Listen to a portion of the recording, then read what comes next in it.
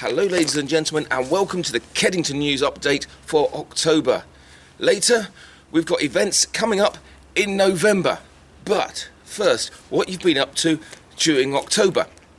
You may remember from my last episode that the British Legion started the month with a comedy night held at the Legion Hall. Unfortunately, I didn't make it down there myself, but I don't think anyone cared because apparently it was a complete sellout and a stonkingly funny evening to boot. So keep an eye out for another one of those sometime in the new year because there are rumours that they're already considering it. As for the rest of the month, you may be wondering why I'm standing outside the library in near darkness.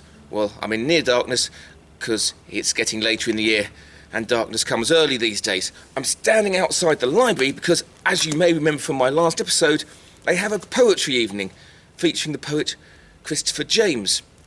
And I'm here to see that, so let's go inside and take a look.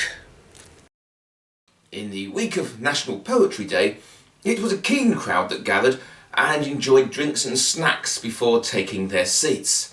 Following introductions from the librarian, Christopher began to regale us with a wonderful selection of poems, at the same time comical, beautiful and intriguing.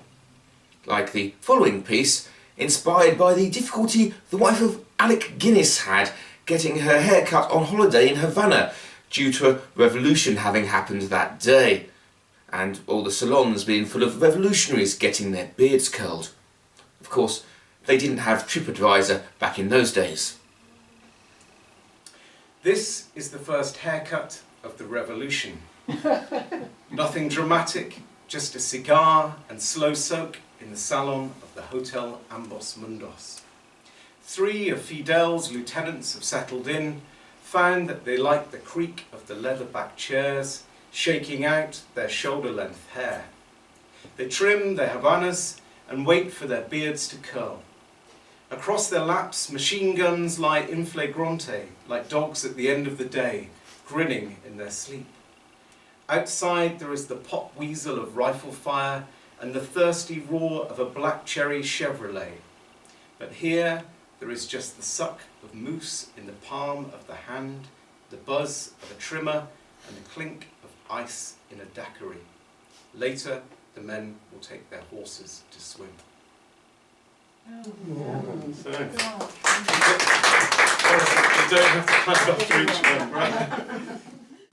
That final comment led to the dilemma of how to show appreciation without clapping.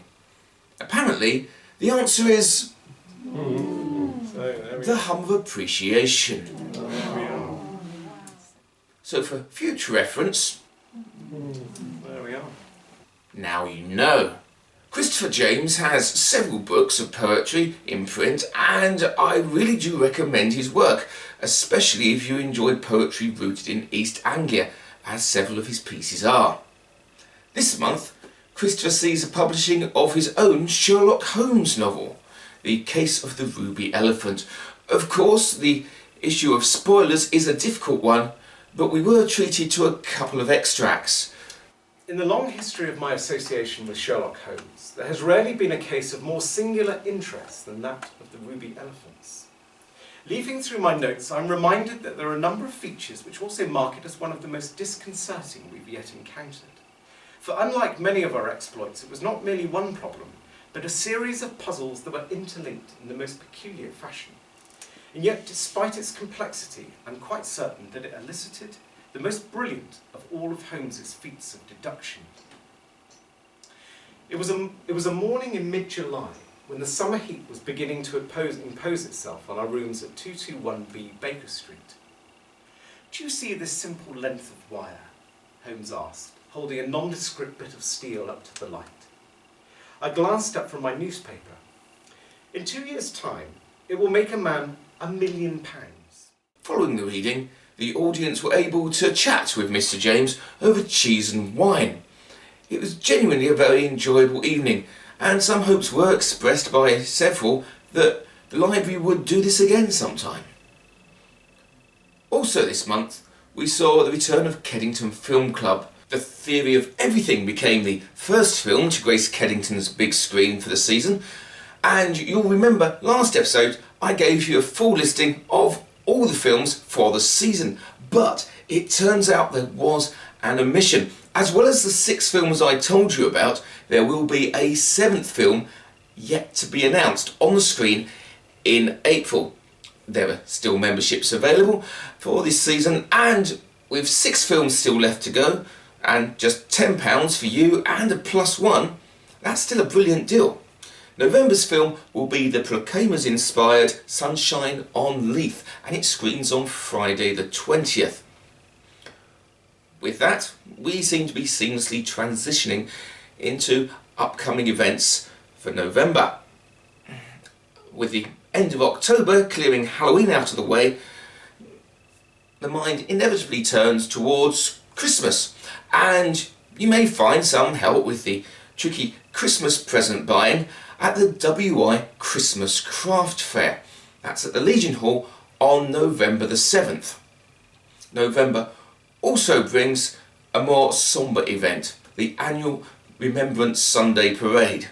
This will begin on King's Hill and proceed to the War Memorial in the churchyard via Silver Street, West End Lane and Mill Road. There will be a wreath-laying service at the memorial, including the traditional silence for those who have died in conflict. This will be followed by a service inside the church. And November ends with the annual Christmas Bonanza at Kedington Community Centre. The normal mix of things to buy and games to play from 2 till 4 on Saturday the 28th. All proceeds go to church funds. That is November for you, at the end of which I will be seeing you again with events for the most wonderful time of the year.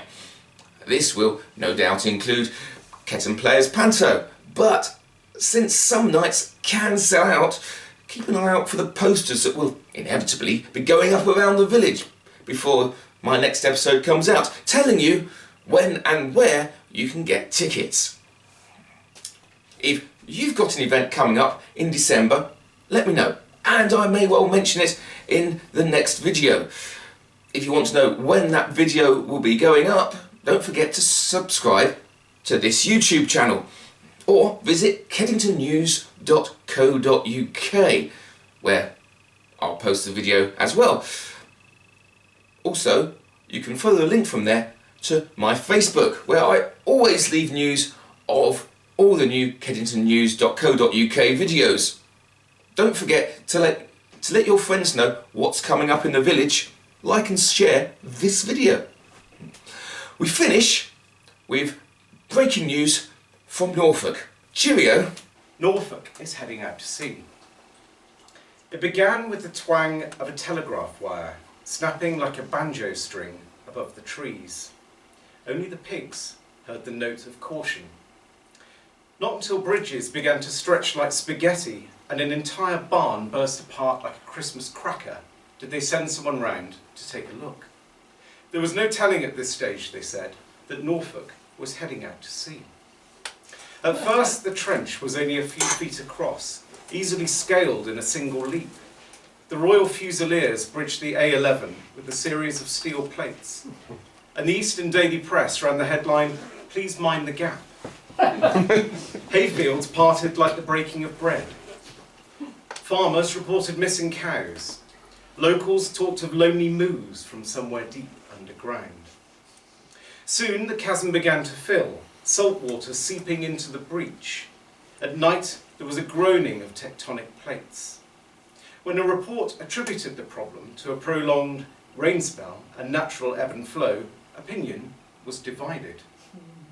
By now a line had been drawn from Hunstanton to Southwold, as if respectful of county borders.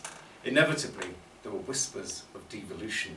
At the point when Swaffham was just a speck on the horizon, the smiles began to wear thin. Wyndham became Wyndham on Sea. Dry cleaners sold ice cream.